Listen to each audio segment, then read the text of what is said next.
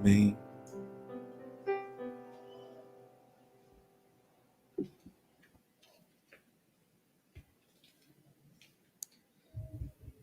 Graça e paz aos irmãos.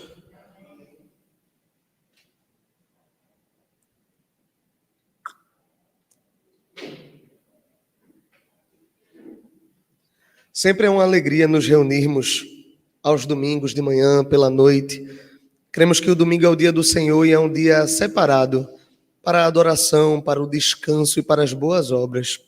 E num domingo mais especial ainda, porque relembramos algo que é central na fé cristã, algo que é alicerce daquilo que é a nossa esperança. No domingo, o túmulo de Cristo foi encontrado vazio.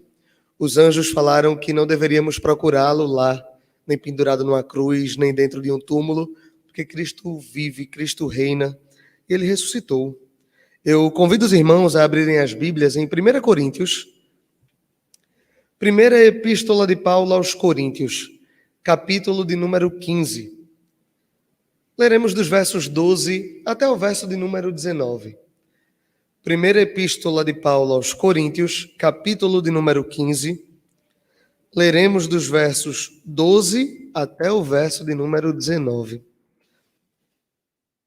À medida que os irmãos encontrarem, vamos fazer essa leitura de pé? 1 Coríntios, capítulo 15, leremos dos versos 12 a 19. Minha epígrafe, no capítulo 15 de Coríntios, diz que a ressurreição de Cristo é o penhor, é a garantia da nossa ressurreição. Não leremos o capítulo inteiro, leremos a partir do verso 12, e o texto diz assim: Ora, se é corrente pregar-se que Cristo ressuscitou dentre os mortos, como, pois, afirmam alguns dentre vós que não há ressurreição de mortos? E dentre vós, se não há ressurreição de mortos, então Cristo não ressuscitou. E se Cristo não ressuscitou, é vã a nossa pregação e é vã a vossa fé. Se somos tidos por falsas testemunhas de Deus, porque temos asseverado contra Deus que ele ressuscitou a Cristo, ao qual ele não ressuscitou, se é certo que os mortos não ressuscitam. Porque se os mortos não ressuscitam, também Cristo não ressuscitou. E se Cristo não ressuscitou, é vã a vossa fé, e ainda permaneceis nos vossos pecados. E ainda mais, os que dormiram em Cristo pereceram. Se a nossa esperança em Cristo se limita apenas a esta vida, somos os mais infelizes de todos os homens. Vou repetir o verso 19 para enfatizarmos o que o texto diz. Se a nossa esperança em Cristo se limita apenas a esta vida, somos os mais infelizes de todos os homens. Vamos curvar nossas cabeças, fazermos uma breve oração. Santo Deus, te agradecemos por essa manhã, Pai. Te agradecemos por tudo que ela representa. Te agradecemos porque este domingo, o domingo de Páscoa, nos relembra da tua morte vicária naquela cruz, Pai. Mas, bem mais do que isso, não nos lembra apenas da via dolorosa, da tortura, do castigo que estava sobre ti, mas nos lembra que aquela cruz ficou vazia, assim como o teu túmulo, Pai. Nós nos lembramos nessa manhã que tu ressuscitaste dos mortos, que a morte não conseguiu conter e que tu venceu a morte e o pecado, Pai. Te agradecemos porque por meio dessa vitória nós fomos religados a Deus. Te agradecemos porque a tua ressurreição é a garantia de que nós teremos uma nova vida em Cristo e desfrutando da glória eterna. Senhor, obrigado por tudo, Pai. Obrigado pelo sacrifício naquela cruz. Obrigado porque tu foi o nosso Cordeiro Pascual. Obrigado por tudo, Pai. É o que nós te pedimos e agradecemos nesta manhã, em Cristo Jesus. Amém. Os irmãos podem sentar.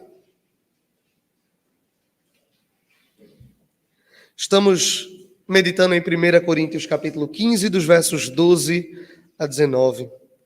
Irmãos, certa feita eu andava pela cidade, pelo centro da cidade com um amigo meu, e conversávamos, eu mencionei para ele como aquele ambiente era sujo. Andando dentro da cidade, você que já andou naquelas ruas, você olha para o chão e é tamanha a sujeira e imundície. Lembro-me até que a gente estudava em um prédio por ali e o pessoal tinha o costume de comprar salada de fruta. E uma vez a gente chegou mais cedo e vimos o rapaz da salada de fruta amolando a faca no meio-fio. Desse dia em diante, ninguém mais comprou aquela salada de fruta. Conversando com ele, ele falou comigo algo que é muito interessante e que eu pratiquei uma vez e que faz sentido. Ele disse: João, você vê a beleza do centro do Recife andando, olhando para cima. Quando você olha para cima e vê aqueles prédios históricos com a arquitetura antiga, de fato é um cenário muito bonito. Os prédios são construídos uns do lado do outro, muito coladinhos, e de fato tem uma arquitetura bem bonita, bem belíssima. Quando você olha para aquilo, você vê que é uma cidade diferente. Uma pergunta que eu sempre tive é: imagina se tivéssemos que explodir um prédio daquele e tirar ele daquele lugar. Imagina que um terreno daquele fosse vendido. Como é que a gente conseguiria tirar um prédio num ambiente tão pequeno e apertado? Como é que ele sairia dali? Encasquetado com isso, eu pesquisei um pouco e existe um método para derrubar um prédio gigantesco, alto como for, que é um método rápido, fácil, sem causar grandes estragos. É um método chamado de implosão. Como é que eles fazem isso? Eles enchem o alicerce do prédio de dinamite. Os andares inferiores, aquelas partes mais baixas, as colunas que dão a sustentação para o prédio. Eles colocam todos os detonadores ali e não precisam explodir mais nada daquele prédio. O 20º andar não precisa de bombas, porque se você coloca só no térreo, todo o prédio vai cair. Eles colocam a contenção, protegem todo o ambiente, mas explodindo o alicerce, todos os andares irão cair do mesmo jeito. Não preciso botar bomba nos 20 andares, só preciso em um. Dentro do cristianismo, irmãos, a base da nossa fé é a ressurreição de Cristo. Se você quiser destruir o cristianismo, você precisa botar a bomba em um lugar só, na ressurreição de Cristo. Se você quiser acabar com toda a nossa crença, se você quer acabar com 2000 anos de história da fé cristã, só basta você provar uma coisa: que Cristo não ressuscitou dos mortos. Você não precisa falar de trindade, você não precisa falar de doutrina da salvação, você não precisa falar sobre pecado, você não precisa falar sobre controvérsias que a igreja vem se envolvendo, você não precisa de nada. Fale com um amigo ateu e diga assim: olha, você quer destruir o cristianismo? Faça apenas uma coisa, só uma. Prove que a ressurreição de Cristo foi uma farsa. Mostre que o túmulo onde Cristo foi sepultado não está vazio. Levante a cruz com o Cristo pregado lá, morto. E o cristianismo vai por água abaixo. 2000 anos de história de fé cristão vai pelo ralo, só por causa de uma bomba na ressurreição de Cristo. Aí você pensa: João, se é tão fácil assim, por que ninguém fez? E muitas pessoas já se debateram ao longo da história para brigar por uma causa: mostrar que a maior mentira da história da humanidade é que um homem morreu, passou 3 dias sepultado e ressuscitou. Um dos casos mais famosos virou até um filme. Um jornalista investigativo americano chamado Lee Strobel. Ele sempre foi ateu, ele cresceu num lar ateu, ele virou jornalista e trabalhava com séries criminais. E ele casou com uma esposa que era ateia, tinha uma filha, e ele viveu sempre numa crença ateísta. Até o dia que a sua esposa passou por uma perda familiar, foi chamada para a igreja, e a esposa dele se converteu. Ele ficou desesperado e ele queria que aquele casamento não andasse daquele jeito. Ele não aceitava ter uma esposa que fosse cristã. Ele, como era um jornalista investigativo, e isso é um fato mesmo, ele escreveu um livro sobre isso, o livro virou um filme, é chamado Em Defesa de Cristo. Você encontra para alugar no YouTube. O Lee Strobel, ele foi atrás de todas as fontes que ele poderia ter para mostrar que a maior farsa da humanidade é a ressurreição de Cristo. Fontes históricas, fontes da área de saúde, a gente vai ver como ele pensa nisso. Fontes dentro da igreja, dentro de papéis da igreja, e ele não chega a uma conclusão de que a morte e ressurreição de Cristo é uma farsa. Depois de alguns anos que o Lee Strobel passou brigando contra esse fato que é a ressurreição de Jesus, ele não tinha mais para onde sair. Chegou um momento que ele foi confrontado dizendo: será que você está querendo manipular a evidência que você tem? Ou será que você não vai aceitar o que está na sua frente, de que Jesus existiu, morreu e ressuscitou? Esse homem se converteu. Hoje em dia ele trabalha bastante pregando e falando sobre como o cristianismo é verdadeiro. Ele tem mais de 5 livros publicados. E esse livro especificamente veio a se tornar filme. Eu aconselho que assista. O nome do filme é Em Defesa de Cristo. O Strobel, na sua pesquisa, ele começou por argumentos históricos. Será que de fato existia um homem, Jesus de Nazaré, ou será que só tem isso na Bíblia?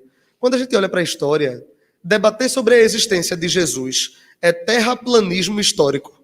Qualquer historiador sério de qualquer universidade vai dizer que temos provas convincentes de que existia um homem chamado Jesus de Nazaré, que viveu naquela região e que fez vários feitos e que juntou ao redor de si vários seguidores. Você encontra isso em fatos e em locais fora da Bíblia. Jesus de fato existiu. Esse Jesus foi crucificado por Roma? E a resposta é sim. Temos documentos para além da Bíblia dizendo que esse homem foi julgado por um governador chamado de Pilatos e ele de fato foi crucificado. Esse homem morreu.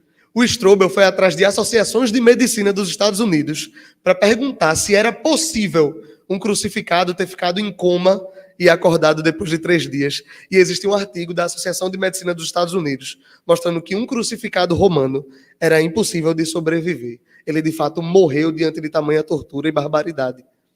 Cristo morreu. E 3 dias depois, a gente vê que Cristo ressuscita. E temos inúmeras testemunhas. Mais de 500 pessoas viram Cristo ressuscitado diante delas. Mais de 500.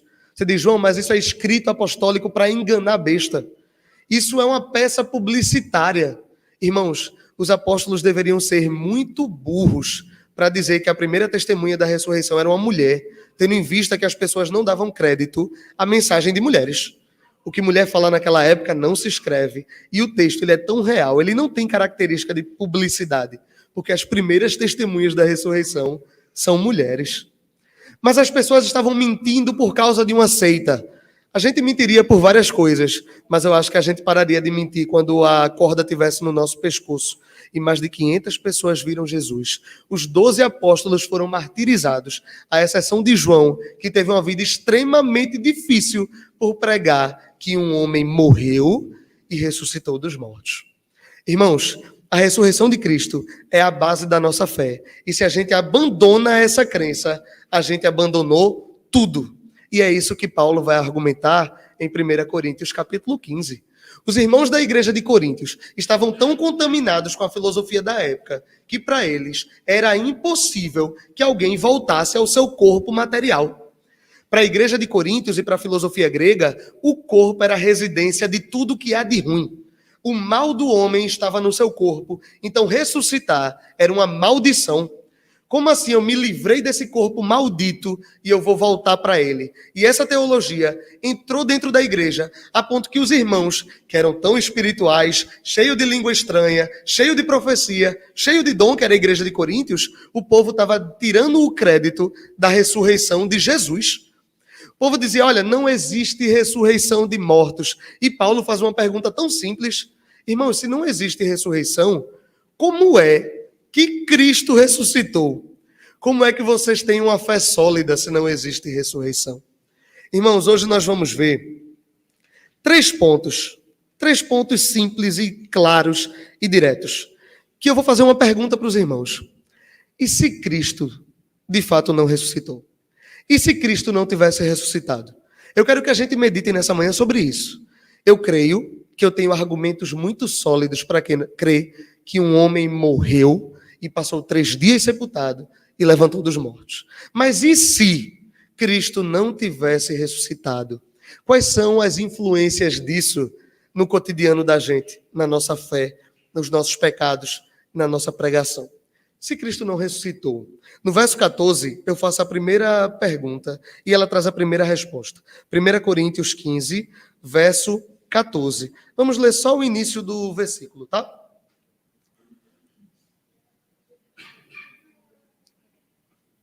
Paulo está argumentando com os irmãos, ele está dizendo assim, olha, irmãos, vocês estão dizendo que não existe ressurreição?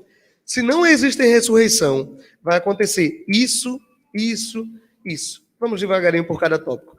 Primeiro tópico, se Cristo não ressuscitou, a nossa pregação não vale de nada. Verso de número 14. E se Cristo não ressuscitou, é vã a nossa pregação. Irmãos, por que pregamos domingo após domingo? Por que você prega dia após dia aos seus familiares, aos seus amigos de trabalho, a colegas de faculdade? Por que nós devemos ter uma vida de testemunho do Evangelho? Por que nós pregaremos para as pessoas que são ímpias? Irmãos, de onde vem o poder da pregação? Será que o poder da pregação vem da eloquência do pregador? Será que o pregador, tendo um poder de oratória extremamente aguçado, ele vai trazer sermões melhores? Será que o poder da pregação veio do intelecto do pregador? Será que a pregação do evangelho é poderosa porque o pregador é inteligente, ele leu mais livros e ele entende da Bíblia? Será que o poder da pregação está no fato de termos igrejas bem equipadas, confortáveis, com luzes e fumaças, e isso vai trazer poder à pregação? Será que o poder da pregação está na entonação vocal, onde eu posso falar de maneira mais branda e depois gritar para dar ênfase ao que eu estou falando? Será que o poder da pregação está na psicologia e na hipnose? Mas, irmãos, Paulo está dizendo que o poder da pregação vem da ressurreição de Cristo. Se Cristo não ressuscitou dos mortos, a nossa pregação não tem valor nenhum. A prova é tanta que em Mateus 28, quando Cristo, depois de ressuscitado, aparece aos discípulos, sabe o que ele diz na grande comissão? Depois que ele morre, ele vence a morte e o pecado, ele olha para os discípulos e diz assim, olha, todo poder me foi dado nos céus e na terra. Agora vão e preguem, façam discípulos de todas as nações, ensinando eles a obedecer tudo que eu vos ensinei. Cristo envia os seus discípulos após a ressurreição, alegando que depois de vencer a morte, todo o poder e autoridade foi dado em suas mãos. Irmãos, nós pregamos porque o mundo está sobre o poderio de Cristo que reina sobre nós. O reino de Cristo não virá futuramente. O reino de Cristo já foi instalado em sua primeira vinda. Cristo já reina sobre nós e nós pregamos baseado no poder da ressurreição de Cristo. Se Cristo venceu a morte, se Cristo venceu o pecado, nós podemos pregar o evangelho e saber que esse evangelho é poderoso para mudar vidas, porque o poder não está na nossa pregação por perspectivas humanas. Eu posso pregar e saber que o poder de transformação do evangelho não está na minha oratória. Eu posso pregar e saber que eu posso ser fanho, gago, rouco, eu posso ser o que for, mas o poder de transformação do evangelho não vem disso. Não vem disso. Você é mandado ao mundo para pregar a mensagem de Cristo e para que as pessoas se convertam e obedeçam a Cristo, porque Ele ressuscitou e Ele tem o poderio sobre esse mundo e Ele nos envia como embaixadores do reino dEle para anunciar a mensagem do evangelho. Irmãos, se Cristo está no túmulo, a nossa pregação é uma farsa. Se Cristo está sepultado, tudo que a gente está falando aqui é baboseira.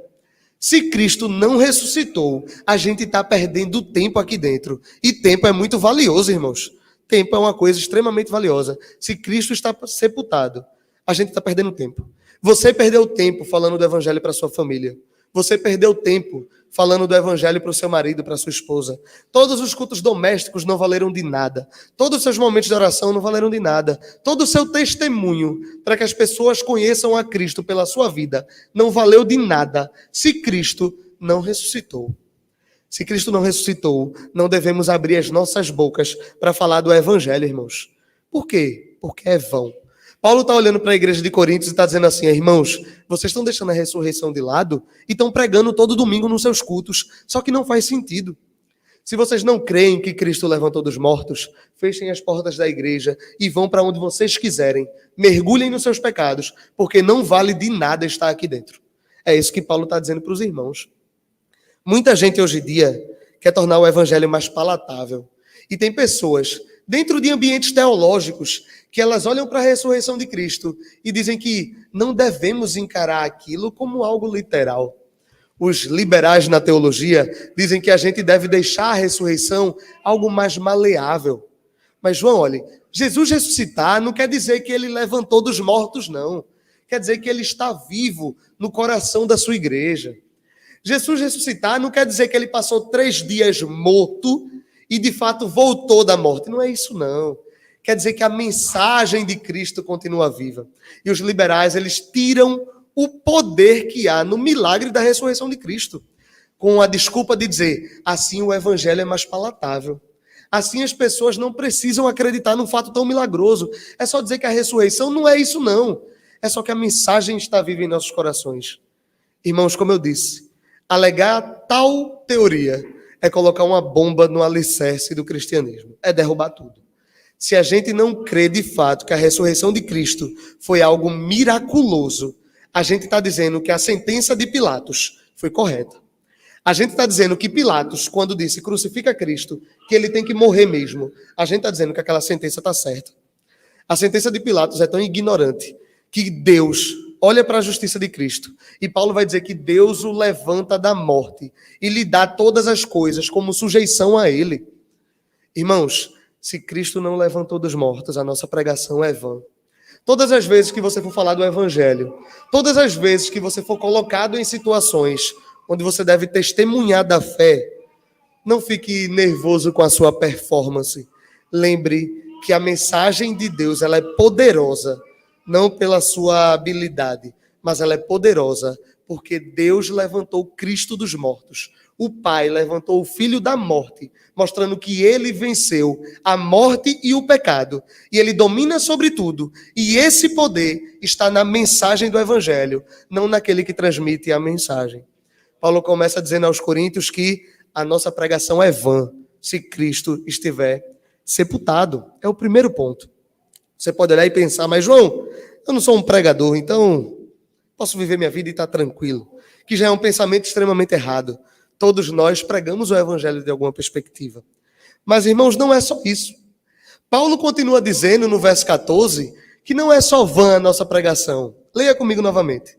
Verso 14 diz: e se Cristo não ressuscitou, é vã a nossa pregação e é vã também a vossa fé. A fé, lá em Hebreus capítulo 11, no verso 1, diz assim, ó, a fé é o forte firmamento das coisas que se esperam e a certeza daquilo que não se vê. Irmãos, se Cristo não ressuscitou dos mortos, nós não esperamos nada. Não existe firmamento do que se espera. Não existe fé, porque não há esperança. Cristo é as primícias daqueles que morreram, o texto de Coríntios 15 fala. Nós morreremos e temos a plena certeza que ressuscitaremos diante de Cristo no último dia para vivermos uma vida eterna com Ele. Essa é a esperança. Qual é a promessa escatológica? Que passaremos a eternidade ao lado de Cristo. A lei dele estará no nosso coração, mas não seremos o fantasminha camarada no céu. A Bíblia é clara na promessa de ressurreição para nós. Nós levantaremos dos mortos. Você diz, mas João, é a pessoa que morreu lá antes de Cristo, o corpo dele só tem poeira. Mas Deus fará voltar dos mortos a todos, irmãos, os salvos e não salvos. Todos serão ressuscitados, uns para a vida eterna, outros para a condenação eterna. Mas nós temos fé, nós temos esperança, porque se Cristo ressuscitou, Ele é poderoso para nos ressuscitar para o último dia. Se não temos esperança, se não temos o que ver à frente, a nossa fé é vã. A gente está reunido aqui de graça. Nós temos fé porque Cristo ressuscitou dos mortos. Se não temos Cristo, não temos o que esperar. Devemos ir para as nossas casas, mergulhar nos nossos pecados, viver a vida com os prazeres que ela tem a oferecer.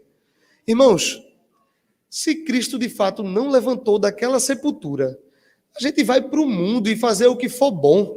Vá curtir os seus prazeres, vá viver a sua vida, vá encher a sua cara, vá provar da luxúria, vá curtir o seu dinheiro, pare de perder seu fim de semana dentro da igreja, porque se Cristo não ressuscitou, você está aqui em vão, você não tem o que esperar.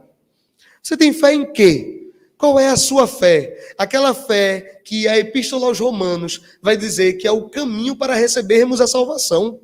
A salvação é dada pela graça e pela mediação de fé. Se não há ressurreição, não tem fé, não tem salvação, não tem nada. Não tem nada. Não é apenas a pregação da gente que vai pelo ralo. Não é apenas isso. A promessa é que nós ressuscitaremos, porque Cristo ressuscitou dos mortos. Isso é tão forte que quando a gente olha para Gênesis, lá no capítulo 2, quando tem a queda, capítulo 3, quando há a queda de Adão e Eva, e que Deus promete o Messias por meio da vitória do pecado e da morte. No Antigo Testamento, lembram que quando Deus fez um pacto com Adão, ele disse que se Adão pecasse, o que ele receberia seria a morte. O Antigo Testamento todo, ele associa morte a pecado. Morte a pecado. Morte a pecado. Aí Deus promete para Adão e Eva o seguinte: da mulher virá um que vencerá o pecado, que pisará na cabeça da serpente. E lembre que pecado está relacionado à morte. Qual é a maior prova de que Jesus de Nazaré era o Messias lá prometido de Gênesis? É porque quando ele morre, ali está consumado a vitória sobre a morte e sobre o pecado. Se você perceber, a linha narrativa ela é muito bem amarrada, irmãos. Você começa no primeiro livro da Bíblia, vendo que o pecado gerou a morte e que haverá um Salvador que vencerá ambos. E como é que ele venceu esses dois? Por meio da ressurreição. Pela vitória da morte existe a vitória do pecado. E Cristo venceu. E essa é a nossa fé. Essa é a nossa esperança. Porque todo dia eu posso botar minha cabeça no travesseiro e dormir em paz, mesmo com dívidas, com problemas, com dificuldade, com pecados. Porque eu sei que Cristo venceu a morte. E a minha fé não é vã, porque a ressurreição de fato aconteceu. A Páscoa nos lembra isso, que a pregação que eu venho fazendo, seja na minha casa, seja no meu trabalho, seja na igreja, que a fé que eu tenho professado, ela não é inútil, ela não é fútil, ela não é de graça, ela tem de fato um propósito. Irmãos, e por muitas vezes, eu creio que todos passamos por isso. Mas nem todos admitem. Mas todos passamos. Vez ou outra, você está num belo dia e você pensa, vez ou outra eu me pego com um pensamento desse. Acho que a cada mês, mensalmente. Você pensa, e se tudo que eu creio for uma mentira? E se tudo que eu prego não for verdade? E se eu estiver me enganando? Todo mundo passa por uma crise de fé que reflete sobre isso. Já perceberam que na maioria das vezes a gente só está fazendo essas perguntas porque a gente quer uma desculpa para pecar em alguma área. Aí a gente quer se desconvencer da realidade do Evangelho. A gente pensa, mas será? Pastor Maia que está há 30 anos, 30 anos de pastor. Pastores passam muito por esse questionamento. Será que eu estou há 30 anos pregando uma mensagem que não é verdade? E se isso não for verdade? Eu dediquei toda a minha vida a algo que não é verdadeiro. Só que esse pensamento ele é muito rápido, porque sempre volta à sua mente. Todos os argumentos, todas as evidências, todas as provas que Deus dá na sua vida de que a mensagem do Evangelho é real, de que a mensagem do Evangelho não é uma mentira. Quando eu falo argumento, não é só argumento lógico, histórico, não é isso. É espiritual. Deus, ele revela-se ao seu povo, não só por intelecto ou por lógica, mas ele se revela em nossa consciência e nossos corações. A mensagem do Evangelho é verdadeira e eu posso crer nela, porque eu sei que é real, porque o Espírito convenceu o meu coração do pecado e a gente sabe que é verdade. Mesmo que falte argumentos em algumas situações, que eu creio que muitas vezes não faltam, o Espírito testifica a nós de que a mensagem do Evangelho é verdadeira e que a nossa fé não é em vão. Irmãos, se a ressurreição não aconteceu, a pregação não vale de nada. Se a ressurreição não aconteceu, a fé da gente não vale de nada. Terceiro ponto, se a ressurreição não aconteceu, se Cristo não ressuscitou, nós estamos apartados de Deus e nenhum de nossos pecados foram perdoados. Irmãos, por isso que é interessante. Toda pessoa que não crê na ressurreição, geralmente são ateus. E é o argumento lógico. Se você não crê que Cristo ressuscitou, seja ateu, porque é melhor. Por que é melhor, João? Porque se Deus existe e Cristo não ressuscitou dos mortos, significa que não temos Messias e nós estamos mergulhados ainda nos nossos pecados. Ninguém perdoa os nossos pecados. A ira de Deus está sobre a gente. Veja o que diz o verso de número 17. No verso 17... Vamos ler do 15 ao 17? No verso 15 diz assim, ó, e somos tidos por falsas testemunhas de Deus, porque temos asseverado contra ele que ele ressuscitou ao Cristo, ao qual ele não ressuscitou, se é verdade que os mortos não ressuscitam. Paulo está dizendo assim, olha, se de fato Jesus não ressuscitou, a gente está dando testemunho falso de Deus, que a gente está dizendo que ele levantou a Cristo dos mortos. E se ele não fez isso, somos falsas testemunhas de Deus. O verso 16 diz, porque se os mortos não ressuscitam, Cristo não ressuscitou. Verso 17, e se Cristo não ressuscitou, ele repete, é vã a vossa fé e ainda permaneceis nos vossos pecados. Se Cristo não ressuscitou, você ainda permanece no seu estado de pecado. Como isso é pavoroso, irmãos. Isso é tenebroso. Com uma sentença dessa, a gente não deveria conseguir dormir, botar a cabeça no travesseiro. Sabe por quê? Porque volte comigo até o Gênesis. No Gênesis, nós temos um Deus que é todo-poderoso, Criador dos céus e da terra, e pela sua palavra, tudo se fez. Ele é o Deus que fala e as coisas vêm à existência. Ele é o Deus que tudo pode, porque Ele é dono de tudo e Ele rege tudo. Tudo está em suas mãos. Esse Deus escolhe nos criar. Ele escolhe por livre decisão. Ele escolheu criar a humanidade. E esse Deus coloca Adão e Eva no seu paraíso, no jardim do Éden, e Ele dá um pacto a Adão e Eva. O pacto é: você obedece e você vive. Se você desobedece, você morre. Obedeça e viva, desobedeça e morra. Adão, se você desobedecer, toda a humanidade cairá com você. Você estará afastado de mim, e não há pecado que eu não veja, porque o salmista nos diz que se ele se esconder no mais profundo abismo, Deus está lá. Se ele subir ao mais alto dos céus, Deus contempla as suas obras. Então, Adão, se você se afastar de mim, eu verei cada erro, e eu, como um Deus santo, estarei irado para cada mínimo erro que você fizer, e a minha ira estará sobre você. Essa é a promessa do pacto das obras.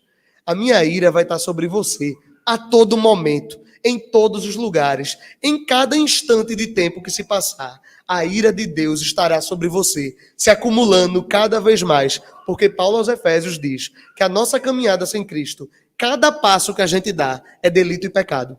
Então a sua dívida está aumentando cada vez mais, e eu derramarei o cálice da minha ira sobre você. Isso é a mensagem de Deus para nós, pecadores. Essa é a minha mensagem.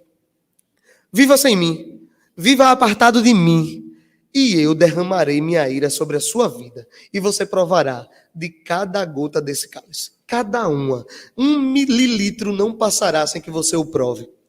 Adão peca, Adão quebra, e a humanidade é afastada de Deus. Tanto que a palavra religião, que vem do latim religare, significa religar. O relacionamento de Deus com o homem foi cortado a partir do pecado. Na ressurreição, nós temos que Deus envia o seu Filho. O seu Filho prova de cada gota do cálice da ira de Deus. Por nós, no nosso lugar, e ele morre, mas ele não perde para a morte. Ele não perdeu para o pecado, que era nosso, que foi imputado nele. Ele viveu, ele ressuscitou e ele vence a morte e o pecado. E baseado nisso, irmãos, nós temos a segurança de que todos os nossos pecados foram perdoados no Calvário e que Cristo venceu aquilo e ele reina. Mas se Cristo não venceu, a gente está mergulhado em cada um dos nossos pecados e nós provaremos da ira de Deus, irmãos. Perceba como isso é angustiante. Se isso não lhe dá calafrios de medo, é porque você não sabe quem Deus é. Dizer que Cristo não se levantou da sua sepultura é dizer que nós estamos mergulhados no cálice da ira de Deus que cairá sobre nós e nós sentiremos todo o seu poder nos punindo por toda a eternidade, irmãos. Nós sentiremos cada gota da ira de Deus, cada uma delas, porque se Cristo não ressuscitou, não há perdão dos pecados.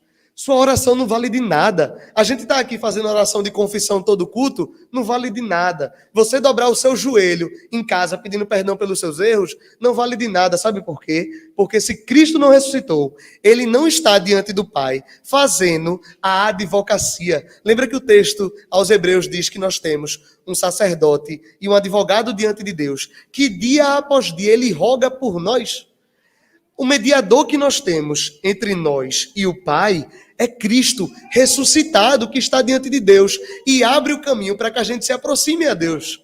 O autor aos Hebreus diz que Cristo, como nosso sacerdote que ressuscitou, ele nos media e agora nós temos livre acesso ao trono da graça. Mas se Cristo não ressuscitou, esse acesso está fechado.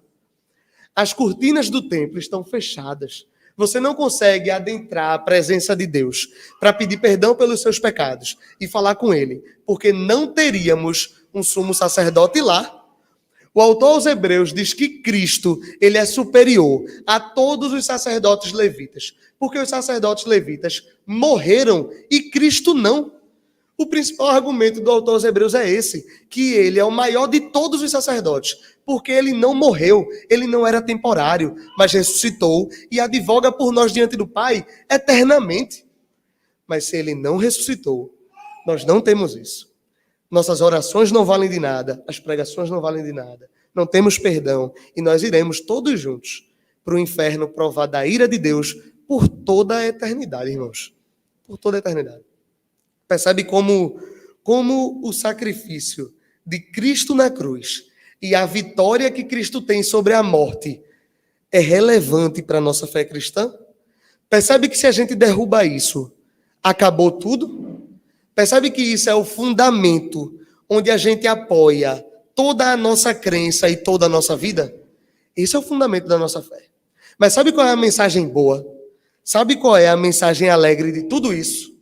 É que Cristo ressuscitou. Irmãos, se Cristo não tivesse ressuscitado, tudo estaria perdido.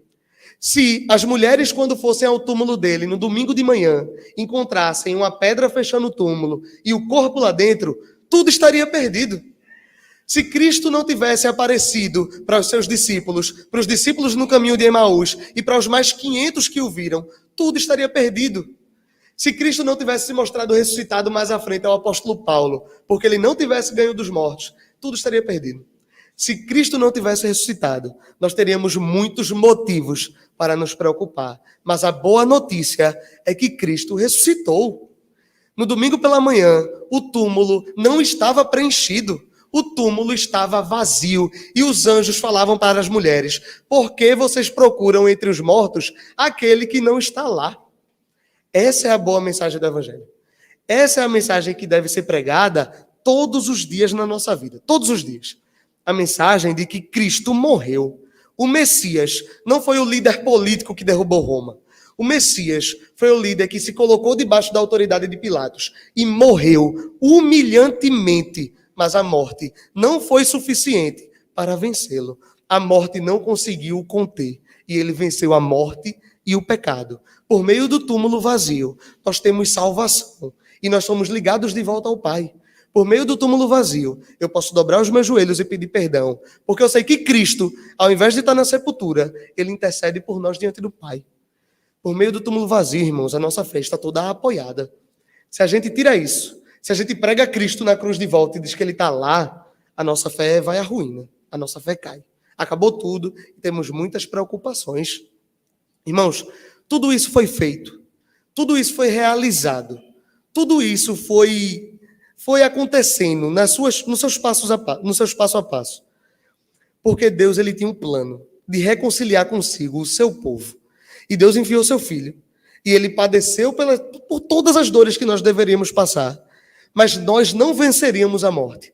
Mas ele venceu a morte. E por meio da vitória dele, nós temos vitória junto a ele. Nós fomos feitos filhos de Deus por meio da morte e ressurreição do primeiro filho, do primogênito. Nós recebemos as heranças que são do primogênito por meio da morte e ressurreição dele. Nós que éramos inimigos, fomos colocados na mesa de Deus e fomos tratados como família pela morte e ressurreição do primogênito. Irmãos, a boa notícia é essa.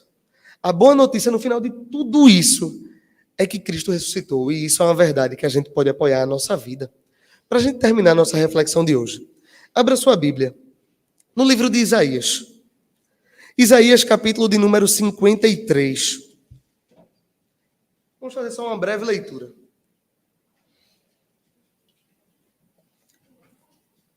Isaías, capítulo de número 53.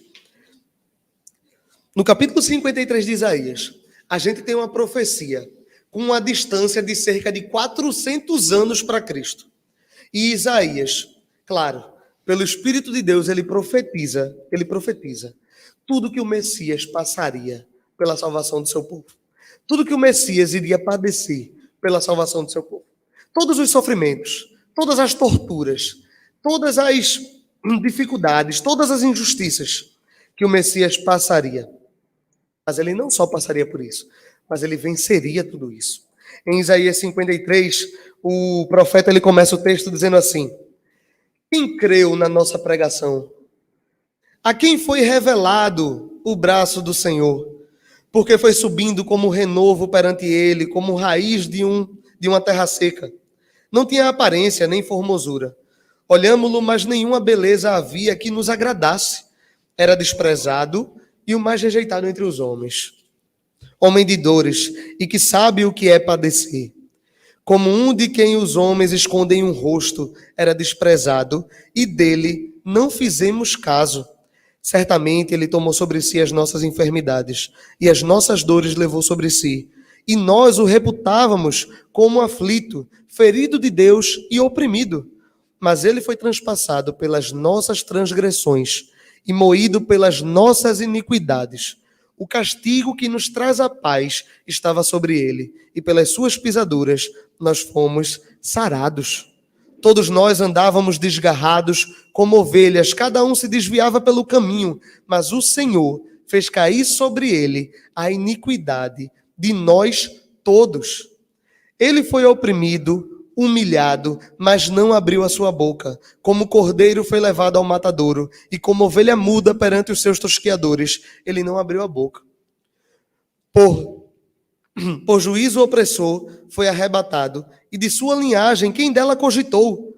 Porquanto foi cortado da terra dos viventes, por causa da transgressão do meu povo, foi ele ferido. Designaram-lhe a sepultura com os perversos, mas com o rico esteve na sua morte. Posto que nunca fez injustiça, nem dolo algum se achou na sua boca. Todavia, ao Senhor agradou moê-lo, fazendo-o enfermar. Quando der ele a sua alma como oferta pelo pecado, verá a sua posteridade e prolongará os seus dias. E a vontade do Senhor prosperará nas suas mãos. Ele verá o fruto do penoso trabalho de sua alma e ficará satisfeito. O meu servo, o justo, com o seu conhecimento, justificará a muitos, porque as iniquidades deles levará sobre si. Por isso eu lhe darei muitos como a sua parte, e com os poderosos repartirá ele o despojo, porquanto derramou a sua alma na morte. Foi contado com os transgressores, contudo, levou sobre si o pecado de muitos, e pelos transgressores ele intercedeu. Isaías, cerca de 400 anos antes da caminhada, morte e ressurreição de Cristo, profetiza tudo que o Messias deveria passar. Isaías, já na sua época, disse que o Messias iria morrer. Isaías já disse que ele seria ceifado da terra dos viventes. O povo de Israel esperava um líder militar e político, mas o povo de Israel, que sabia tanto da lei, esqueceu da profecia de Isaías, que disse que o Messias seria deixado de lado por nós. As pessoas virariam o rosto para ele, e ele conheceria a morte de fato. O povo esqueceu que lá em Isaías dizia que Deus se agradaria de moer a Cristo na cruz, porque Cristo levou sobre si as transgressões que eram nossas. O povo esqueceu que lá no profeta Isaías já estava dito que a paz que nós teríamos com Deus seria comprado pelo sangue do cordeiro que foi derramado.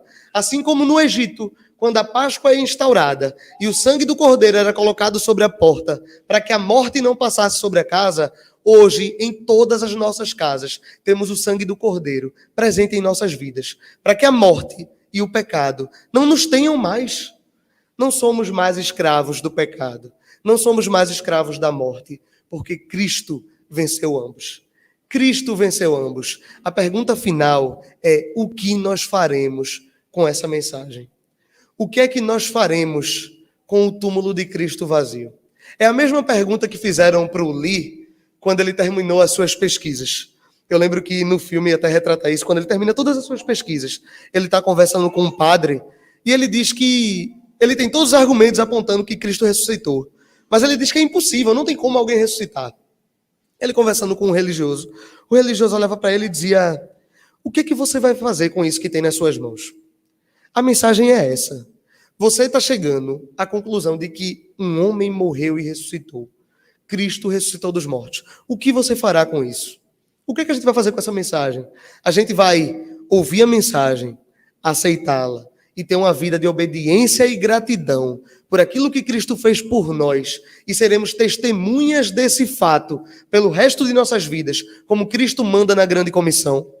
Ou nós deixaremos essa mensagem de lado e seguiremos a nossa vida como se nada tivesse acontecido? Como se fosse só mais um culto, mais uma pregação e amanhã tudo volta à normalidade.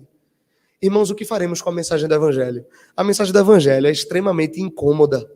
Ela é extremamente incômoda porque ela provoca você a ter uma atitude. Ou você aceita a mensagem e vive de acordo, e dobra os seus joelhos, e se coloca debaixo do jugo de Deus, e aceita que Ele é Senhor de tudo, capaz de ressuscitar dos mortos e vencer aquilo que nos oprime, ou você se rebela contra Deus. Continue negando o elefante na sala, que é uma sepultura sem um morto dentro, um morto que todos viram, e continua a sua vida como se nada tivesse acontecido. A pergunta que devemos fazer hoje é essa: o que faremos com a mensagem da Páscoa? O que faremos com a mensagem da ressurreição do Filho de Deus? Qual será a nossa atitude? Amém? Vamos curvar nossas cabeças e fazer mais uma oração? Santo Deus, mais uma vez nós nos colocamos diante de Ti, Pai. Te pedimos misericórdia por todas as vezes que nós falhamos, por todos os pecados que cometemos, por cada erro, Pai, cada falha moral que nós temos. Senhor, nós te pedimos perdão porque sabemos que cada pecado desse, Pai, não foi deixado de lado. Todos eles se reverteram em aflição na cruz de Cristo. Todos eles foram jogados sobre Cristo naquele Calvário.